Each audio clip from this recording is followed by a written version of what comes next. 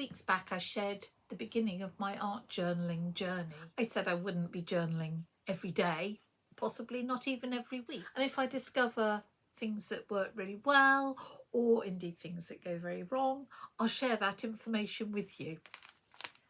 I think I'll call this my secret garden spread.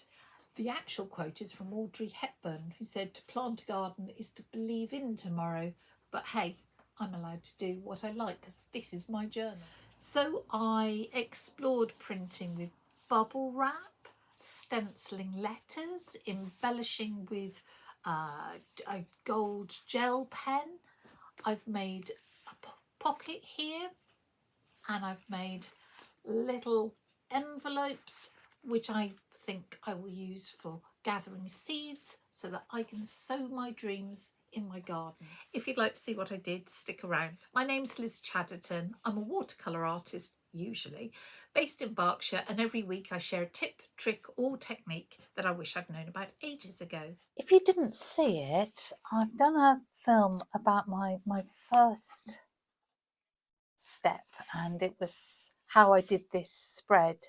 And I did a lot of introduction about what I thought journaling was good for and what I was going to use it for. So I'm not going to repeat any of that. I'll put a link in the description. I've been inspired by a quote that I saw at an exhibition. And what it said was, to plant a garden is to dream of tomorrow. So I thought I would use that on a journal page. I collected together a few things. I found some old napkins with this gorgeous leaf design on, which I thought would make great collage. I've got some brown paper that came from an Amazon delivery or something. I've got some seed packets. I'm not sure that I will use those. I found some little printouts of bees, and I found this, which I bought years and years ago from a cheapy shop, and it's a stencil of different alphabets, which is kind of cool.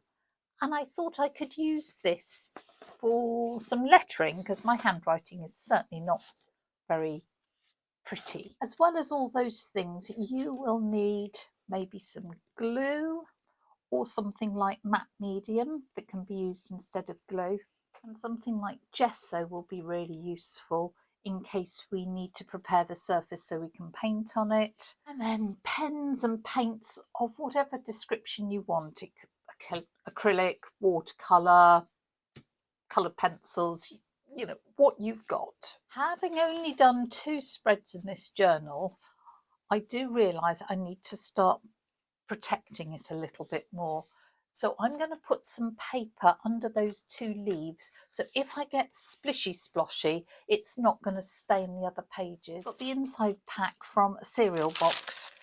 It's the best non-stick paper that I know. And if I just put that there, it might be a bit crinkly, but it will protect my poor journal, and then I won't get stuff going on to the next page. I'm faced with this blank spread. It's kind of easy to panic, I think. Take away that scary blankness. I'm going to write, and I'm going to write my thoughts about my garden and what it means to me. Could just scribble, because it's going to get covered by collage and paint and whatever. It's just to take away that, but I think it's quite nice just to do a stream of consciousness. If you haven't got a garden, think about your local park or your local green space. How does it make you feel? And to write about it. Spelling doesn't matter, punctuation doesn't matter. If you've got dreadfully messy handwriting, which I have, that doesn't matter. So I've written all over my paper and I've covered it up because actually it's kind of private. And that's the good thing about journaling, is that it's time you can say what you like and you can express what you like. You can cover it up, you can make it part of the image. That's up to you. You don't have to share it with anyone, or you can. This is that safe space. I googled some other gardening phrases when I was trying to check out the correct wording for that Audrey Hepburn quote, and I came across all sorts of amazing gardening quotes. Weeds are nature's graffiti. If you have a garden and a library, you have everything you need. The earth laughs in flowers. How lovely is the silence of growing things. If you truly love nature, you'll find beauty everywhere. That was Vincent van Gogh. Bury any number of headaches in a garden. And then a Robin Williams one. Spring is nature's way of saying, let's party. They're just all sorts. So, you know, if you don't like what I've chosen, you'll find something that you do like. I have a cunning plan, and I think I would like to do a journal page with a pocket. It would be kind of fun to be able to put in little envelopes with a few seeds inside. And the way I'm going to do a pocket is flip this page over. I'm going to rip it rather than cut it, but take that bit off and then stick this down and I'll get a little pocket. Rip down here. And I'm ripping simply because I like a ripped edge rather than a cut edge. And then I'm going to fold it sort of backwards and forwards to make it easier to rip the edge. If you've got a bone folder, that's a bookbinding thing, you can run it along the edge.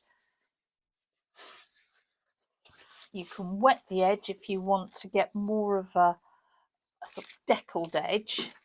Then I'm going to put my ruler along there and hope that this just rips off. Whoops, if I held it in place, which it has. There you go. And you can see that if I stick that down along there, I can use that as a pocket. Don't worry, I'm not going to throw that away. I think I will make little envelopes maybe for my seeds. I don't want to stick this down yet because I want to decorate the page. I don't want any decoration to sort of stop there because you'd see it when you put stuff in. Right, I'm going to start with collage. This is a pattern napkin that I thought was really pretty. You probably know, but if you don't, they are usually made of a couple of layers, and we only need the top layer because we want to keep the weight on the page down and it'll be more transparent. So just gently peel it off. Don't throw that away. It will come in useful for something, I'm sure.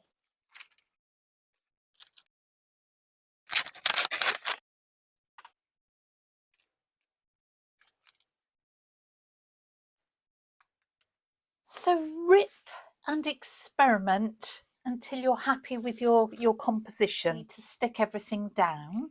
If things overhang, you can absolutely leave them overhanging if that's what you like, or glue them, let them dry, and then it'll probably be easier to remove the excess. I'm going to glue my page.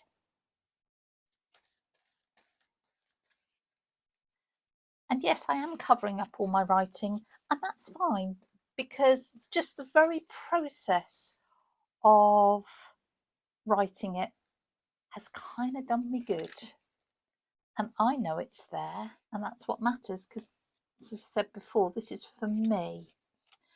Now, when you're using a fragile paper, like this very thin napkin, I would always put the glue on the heavy paper, and then you can put extra over the top to make sure it's all in place. But if you put glue on the thin paper, it's just going to fall to pieces. Now, I need to be very careful that I don't put this down and stick the whole pocket to that, don't I? Here I'm putting the glue onto the brown paper because it's pretty robust. That paper is the fragile one, particularly when it's wet.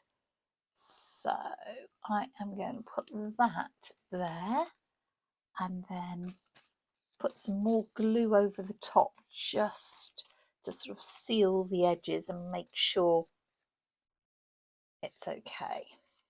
If I put that there, that will protect.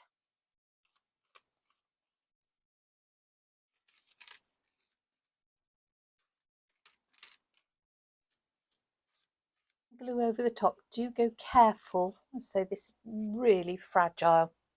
These little bees, actually I used to use on a workshop for people to experiment with some drawing skills. So I had a few, just found them on the internet and printed them out. Again, I should be safe putting glue onto that paper.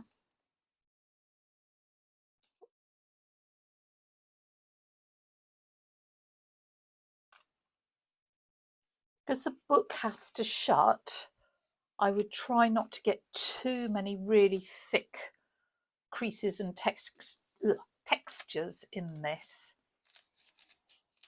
Just going to crease along there to make sure this will fold okay.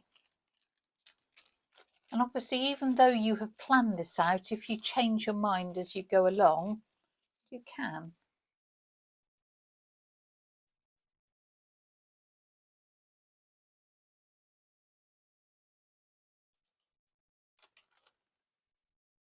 If there are any edges that you're not particularly fond of and you want to make them less obtrusive, you could use a little bit of gesso. Gesso is a sort of universal primer, and it will prepare, especially if you put any shiny papers on, it will prepare the surface so that you can paint on it depending what sorts of paints you're using.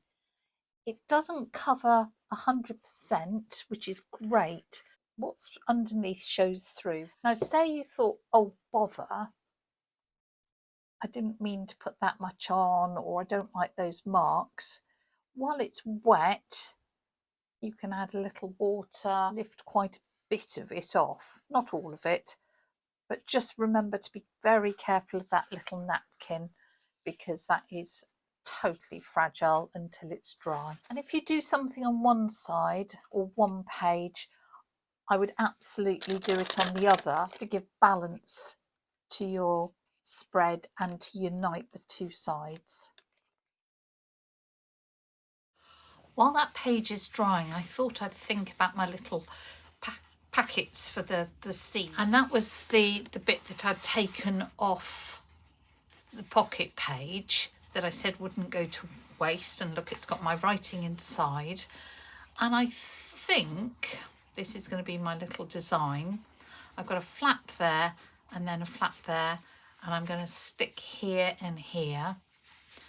And it's amazing what you can find lurking in your drawers. Oh, 99p those cost me many moons ago. I wonder about putting a little fastener through to keep it shut, just as a bit of decoration. Then this bird paper would make a really nice packet. This I just tore into shape, but I might use it as a template if I just draw around that. Make it a bit longer, because I just think that would be a nicer shape.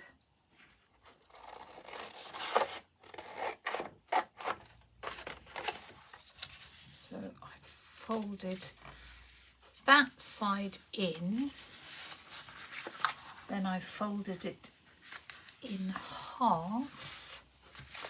See, that will stick. I need to cut that off.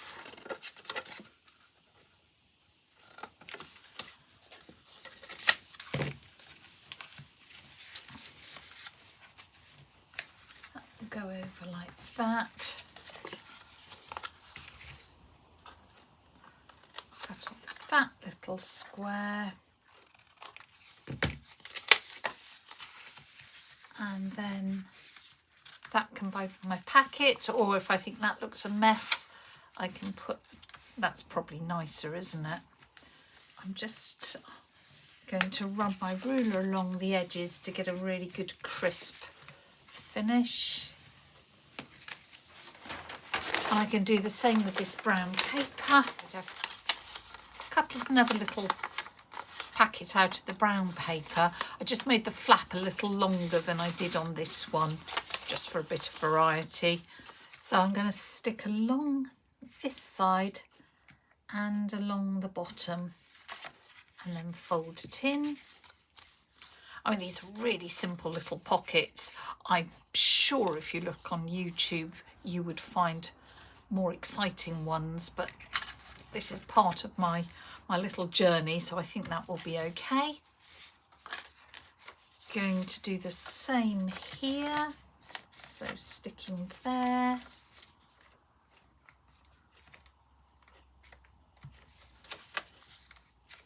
Sticking there. And this one, I'm going to turn that one in first and make that a little decorative edge, just to do something different. By some miracle, I found some washi tape that actually coordinates with my whole colour scheme. So I just happen to have these. I wish I had one of those cutters that gives a rounded corner. I can try it freehand. Oh, I know. Actually, I could at least give myself a little guide, couldn't I? You can get in paper departments like little corner things, a little punch that rounds corners. So just as I want to make all my marks in my paintings varied, I just wanted to make these varied. And I thought I could use this tape, probably that one, maybe as a decoration.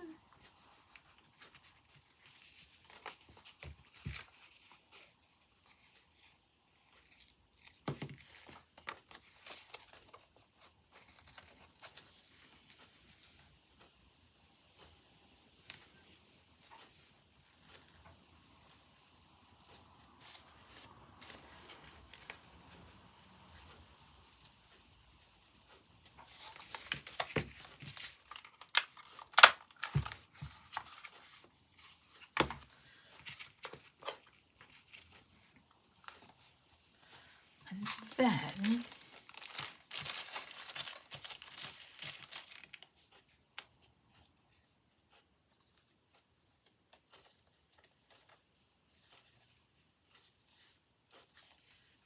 you can sort of put that there.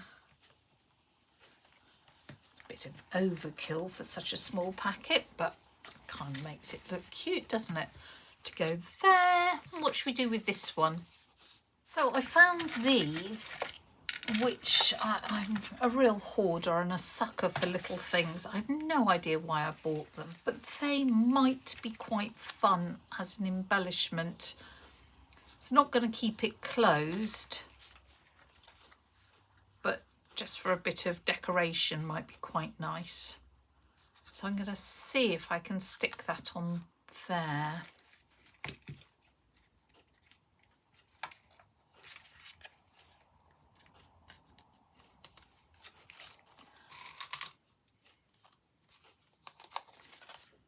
Just goes through like that. Well, there are a few little seed packets or pockets for your secrets, your desires, your dreams, whatever you want to use them for. Our page is damp, but just about dry enough. So what I'm going to do is rip off the excess. Might leave that bit though. And now I'd like to put some paint. I mean, this is very watercolour-y anyway, so I think I will use watercolour on top of this just for some dribbles to look a bit like rain in the garden, watering all our dreams and hopes and things, because what I'm going to write is about the garden, is to dream of tomorrow. So I'm not going to put that down until I've finished the painting. Right, so I'm going to use this as an opportunity to use up old paint. Don't like to waste it. So I've got those protective sheets because this could get messy, and I'm going to go for dribbles.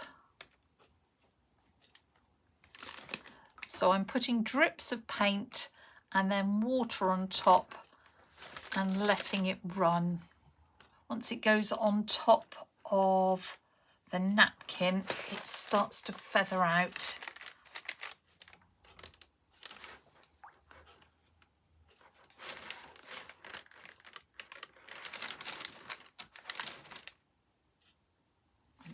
Sorry you can't see this fully, but I'll put it down in a second.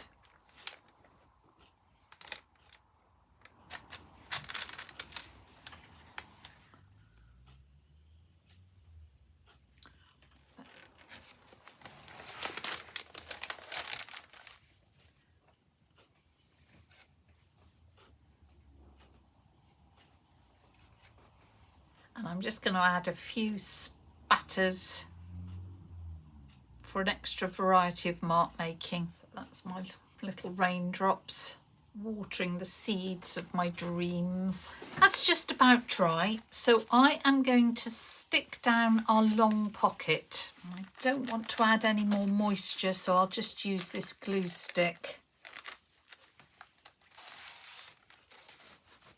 We now need to plan our lettering, so let me see which alphabet I like. This is too big, probably that one. So I'm just going to remove that page. If you're not sure where you want the lettering to go, best thing is just to use pieces of paper to position it. And I wonder about tomorrow being in larger letters. Originally I was thinking of stenciling through this, but I think I would get really mucky. So I am going to just trace and then paint it in. You can see the evening light coming in, and it may make it very hard to see where I've put the wording. But now I'm going to paint this with a very small brush. I will not film it because this will be very, very boring for you. Well, that lettering took quite a while. It's not quite as stencily as I wanted it to be, but never mind. This is all about playing, experimenting and seeing. I have a thing about dots. No idea why. I like dots. So what I want to do is use some bubble wrap and print some extra dots on here. This is finishing off time. I've also got, well, it's an ivory pen and a white pen, and I might do some small dots, and I've got just kids gel pens. These are gold that I might use as well. I'm using some acrylic paint and putting it on the bubble side of bubble wrap, and then I am going to print with it.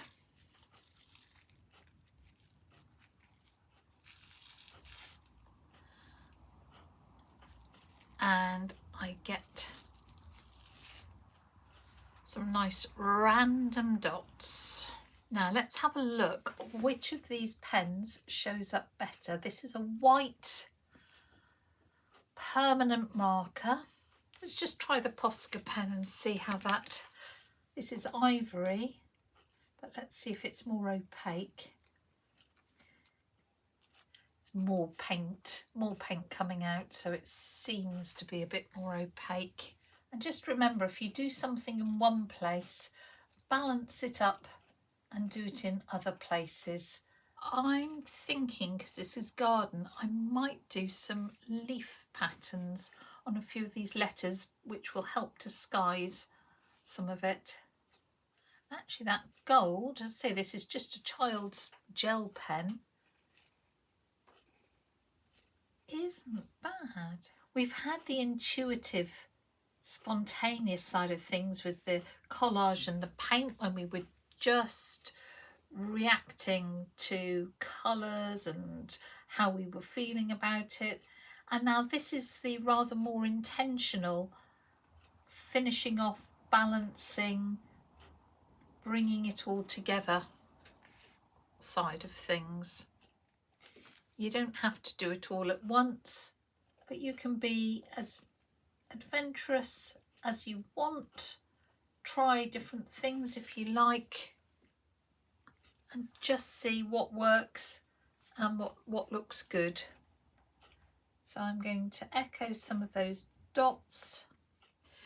I'm not sure that printing over that was a great idea, and I could, if it really upset me, go back in with the blue gouache and just cover that up, but it doesn't really upset me. I just think it's rather messy. And I'm just putting a little fine gold line over some of the lettering, and if the lettering isn't as precise as I've wanted it to be, we might as well make it really imprecise by doing this sort of hand embellishment. Just putting a few little spirals, little gold spirals over some of my dots.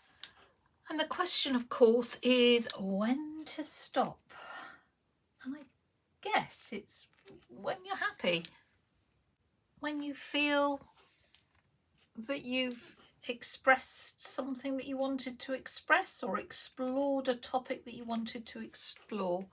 And the brilliant thing is, of course, if you look at it tomorrow morning and think, oh, I could do so and so, then you can, because you can do a complete new layer. If it's all gone horribly wrong, you could put gesso over the whole lot and start all over again. With mixed media, it's never gone wrong.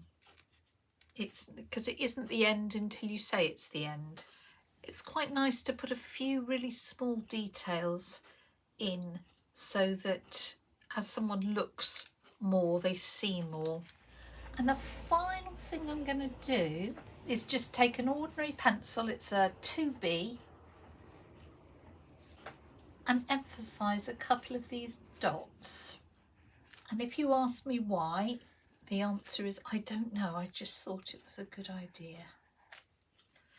So at this point, again, you are in more, it's more planned, but it is very responsive, and you can try anything you really fancy. Sometimes it's just fun to scribble with a pencil and just see what happens, but I don't think that would be right for this. I think by just emphasising a few, it clarifies where it's gone splodgy, or I will extrapolate a few firm outlines to the rest of the dots, I think.